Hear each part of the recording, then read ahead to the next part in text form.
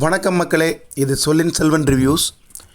இன்றைக்கி நம்ம வீடியோவில் இந்தியாவில் டாடா மோட்டார்ஸ் மற்றும் அசோக் லேலண்ட் இந்த ரெண்டு கம்பெனிகளுக்கு அடுத்ததாக பெரிய கமர்ஷியல் வெஹிக்கிள் செக்மெண்ட்டில் ஒரு லீடராக இருக்கக்கூடிய ஏஷர் மோட்டார்ஸ், அதாவது விஇசிவின்னு சொல்லுவாங்க, வால்வோ ஏஷர் கமர்ஷியல் வெஹிக்கிள்ஸ். அவங்க வந்து டாடா ஏஸு, மேக்ஸிமோ, தோஸ்த் இந்த மாதிரி ஒரு மாடலில் ஒரு சின்ன வண்டியை அவங்க லான்ச் பண்ண போகிறாங்க. அது பற்றிய முழுமையான தகவல்கள் தான் நம்ம இந்த வீடியோவில் பார்க்க போகிறோம். அதுக்கு முன்னாடி நம்ம சேனலை நீங்கள் இது வரைக்கும் சப்ஸ்கிரைப் பண்ணல, முதல் முறையாக பார்க்குறீங்க அப்படின்னா கொஞ்சம் சப்ஸ்கிரைப் பண்ணி பெல் பட்டன் ப்ரெஸ் பண்ணிங்க. நம்மளுடைய சேனலுக்கும் வீடியோக்களுக்கும் தொடர்ந்து ஆதரவு கொடுங்க. இப்போது இந்தியாவில் இருக்கிற கமர்ஷியல் வெஹிக்கிள் செக்மெண்ட்டில் ஃபஸ்ட்டு டாடா மோட்டார்ஸ் இருக்குது, இரண்டாவதாக அசோக் லேலண்ட் இருக்குது, மூன்றாவதாக பெரிய கம்பெனி எது அப்படின்னு பார்த்திங்கன்னா உங்களுக்கு ஏஷர் கம்பெனி தான். இது வால்வோ ஏஷர் கமர்ஷியல் வெஹிக்கிள்னு சொல்லுவாங்க, இல்லை கேண்டர் அப்படின்னு சொல்லுவாங்க அந்த கம்பெனியோட பேர். இப்போ வந்து அவங்க வந்து முதல் முறையாக டாடா ஏஸு, தோஸ்து, மேக்ஸிமம் மாதிரி சின்ன வண்டி, அதாவது ஸ்மால் கமர்ஷியல் வெஹிக்கிள்ஸ், எஸ்சிவின்னு சொல்லுவாங்க அது பேர், அந்த செக்மெண்ட்டுக்குள்ளே உள்ளே வரத்துக்கு இப்போ எல்லாமே ரெடி பண்ணிட்டாங்க. இப்போ டெல்லியில் நடந்துகிட்ருக்கிற பாரத் மொபிலிட்டி எக்ஸ்போவில் வந்து அவங்களுடைய வண்டியை காட்சிப்படுத்தியிருக்காங்க. முதல் எலக்ட்ரிக்கல் வண்டி, அதாவது டாடா ஏஸ் மாடலில் இருக்கிற அந்த வண்டியை வந்து காட்சிப்படுத்தியிருக்காங்க. அந்த வண்டி தான் இப்போ நீங்கள் வீடியோவில் பார்க்குற, டிஸ்பிளேயில் பார்க்குற வண்டி. இந்த வண்டி முதல்ல வந்து எலக்ட்ரிக்கில் தான் வரப்போகுது.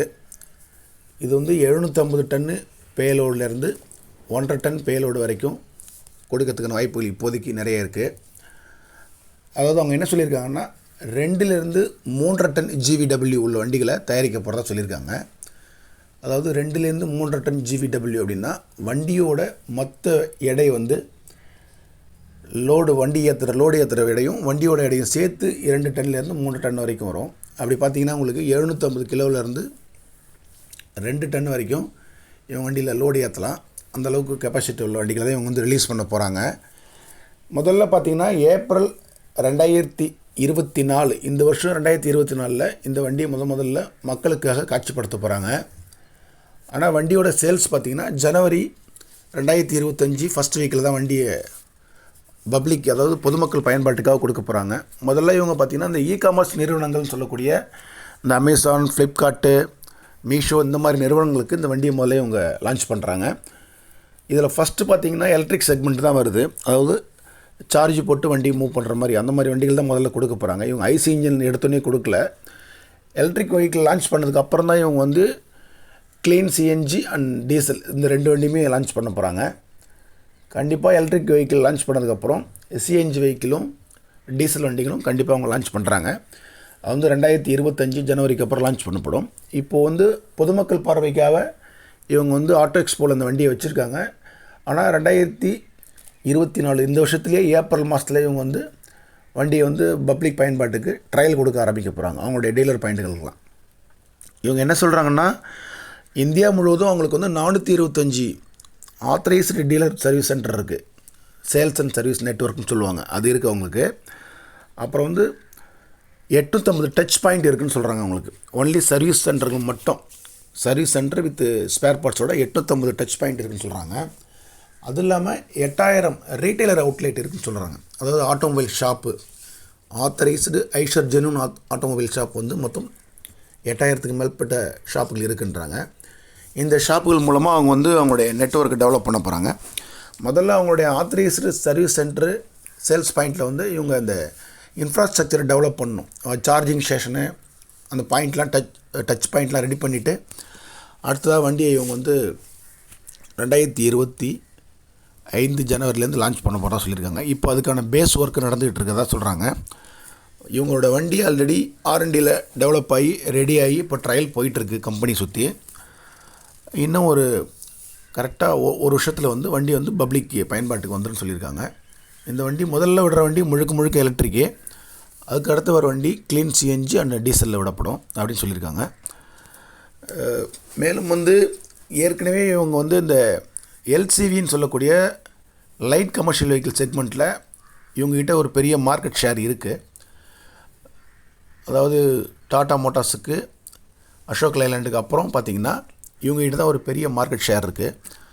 அதை நம்பி இவங்க வந்து இந்த ஸ்மால் கமர்ஷியல் வெஹிக்கிள் அப்படின்னு சொல்லக்கூடிய எஸ்சிவி செக்மெண்ட்டு, இந்த செக்மெண்ட்டில் இவங்க முதலாக இறங்குறாங்க. இவங்க வண்டிகள் எல்லாமே ஓரளவுக்கு நல்ல டியூரபிலிட்டி, நல்ல சேஃப்டி, நல்ல பிக்கப்பு, ஓரளவுக்கு நல்ல மைலேஜி, ரீசேல் வேல்யூ இது எல்லாமே இருக்குது. இவங்களோட வண்டிகள்லாம் பார்த்திங்கன்னா அந்த ஆல்ரெடி பாசிங் லோடு 2.5 டன்லேருந்து இவங்க வண்டிகள்லாம் ஸ்டார்ட் ஆகுது. 2.5 டன்லேருந்து கிட்டத்தட்ட 50 டன் வரைக்கும்.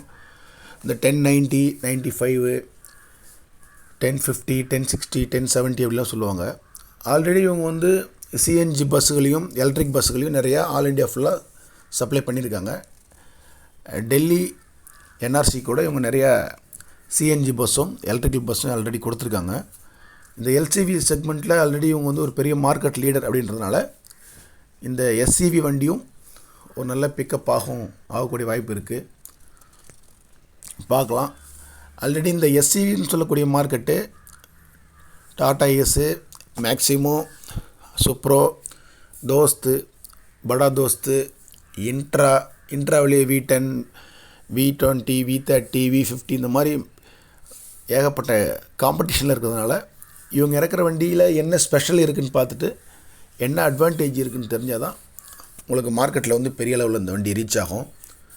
அதே நேரத்தில் இவங்களுடைய service network, sales network all India ஃபுல்லாக ரொம்ப நாளாக ஸ்ட்ராங்காக இருக்கிறதுனால இவங்க 1984 வந்து வண்டியை லான்ச் பண்ணியிருக்காங்க. அப்போலேருந்து இப்போ வரைக்கும் இவங்ககிட்ட கிட்டத்தட்ட ஒரு 40 வருஷமாக பெரிய சேல்ஸ் அண்ட் சர்வீஸ் நெட்வொர்க் இருக்கிறதுனால இவங்க வண்டிகளை ரொம்ப ஈஸியாக விற்கிறதுக்கு வாய்ப்புகள் இருக்குது. ஏன்னா அசோக் லைலாண்ட், டாடா மோட்டார்ஸுக்கு அடுத்ததாக இவங்ககிட்டையும் ஒரு பெரிய சர்வீஸ் நெட்வொர்க் ஆல் இண்டியா ஃபுல்லாக இருக்குது. அதனால் இந்த வண்டிகளை ஈஸியாக அவங்களால விற்க முடியும் அப்படின்னு நமக்கு தெரியுது. பார்க்கலாம் இவங்க வண்டியோட தரம் எப்படி இருக்குது, இவங்க மார்க்கெட்டில் எப்படி நிற்க போகிறாங்க, இவங்க வண்டியில் என்ன ஸ்பெஷல் இருக்குது அப்படின்லாம் தெரிஞ்சு அடுத்தடுத்த வர வீடியோக்குள்ளே நம்ம அப்டேட் கொடுப்போம்.